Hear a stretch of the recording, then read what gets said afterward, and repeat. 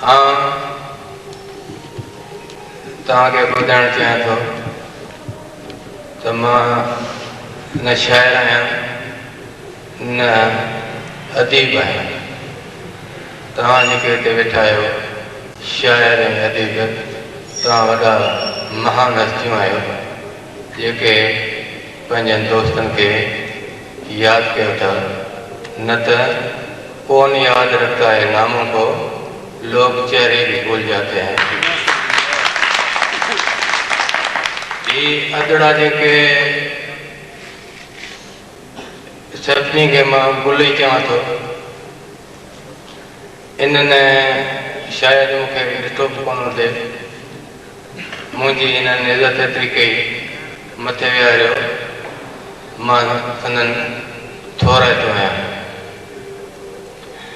हिननि अदड़नि जो ऐं मुंहिंजो तक़रीबन साॻियो ॾुख ऐं दर्द आहे। हिननि जो अबो जेको गुलाब जो गुल वांगुरु हसीन ऐं चहिरो हुयो, मुकमल गुलाब जो हुयो, ऐं मुंहिंजो छोकिरो जेको अञा कली हो, गुल बि पूरो न थियो हो, पर दर्द ॿिन्ही खे साॻियो आहे। बाक़ी जेके शिकायत कनि था त केरु यादि नथो करे, को अचे नथो, हूअं बि चवंदा आहिनि त बाबा घर मरो त माइट फिटनि, सो कंहिं ते शिकायत न करणु घुरिजे। जेकॾहिं तव्हांखे ताक़त आहे, हिमत आहे, बहादुरी सां पंहिंजे पीउ जो, पंहिंजे छोकिरे जो, पंहिंजे ॿारनि जो जेकॾहिं को ॾींहुं मल्हायो था त कंहिं ते थोरो न आहे। तव्हांखे इहो ॿुधाइणो आहे त आदिल जा असीं वारस जेके आहियूं से जहिड़ा आहियूं। ॿिए कंहिंजे आसे ते वेंदो त मां नथो सम्झां त पोइ तव्हांजो कॾहिं इहो फंक्शन पूरो थी सघे। हिते जॾहिं बि को फंक्शन थींदो आहे त बाबा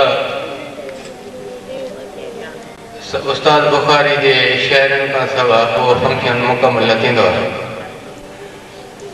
परे न वञो, हाणे वेझो हुनजी का वरिती हुई या सालगिरह हुई, उन में कंहिं हुनखे यादि ई न कयो।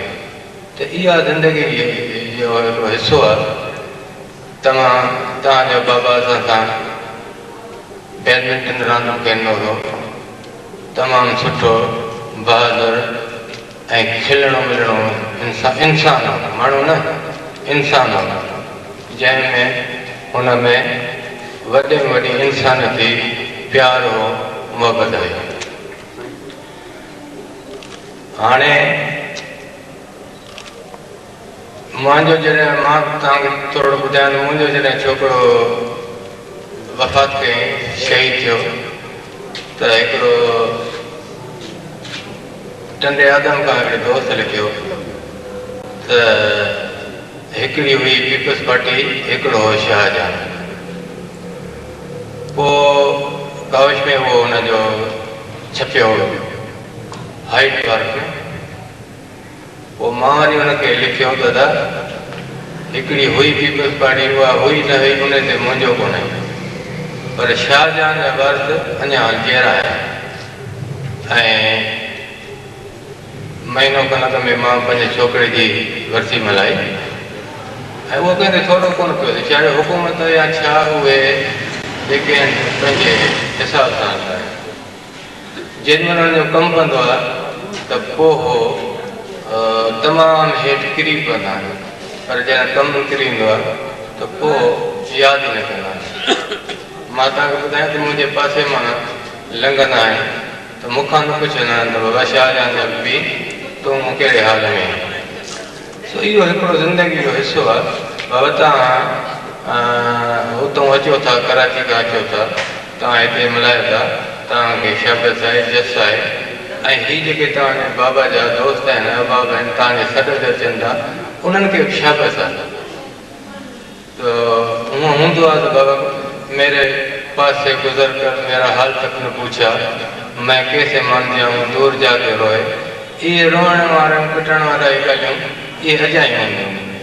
तंहिं करे मां तव्हांखे वरी तव्हांजी वॾी महिरबानी, तव्हां मूंखे हिते इज़त ॾिनी, मथे विहारियो ऐं मूंखां वधीक मुअज़्ज़ज़ ऐं प्यारु करण वारा दोस्त परे परे खां आया, उन्हनि खे मथे विहारिया त हक़ीक़त में मूंखे ख़ुशी थिए।